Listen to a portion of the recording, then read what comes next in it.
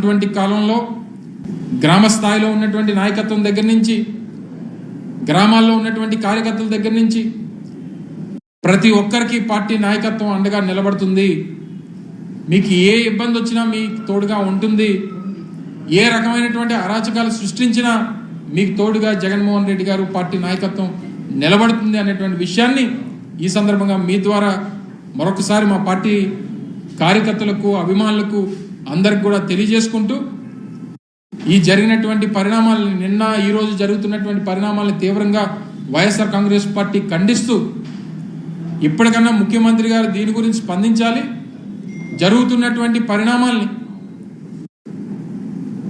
వీటి గురించి ప్రజలకు సమాధానం చెప్పాలన్నటువంటి విషయాన్ని కూడా ఈ సందర్భంగా మీ ద్వారా తెలియజేసుకుంటూ, రేపు గౌరవ మా పార్టీ అధ్యక్షుడు జగన్మోహన్ రెడ్డి గారు రేపు వినుకొండ వెళ్తా ఉన్నారు.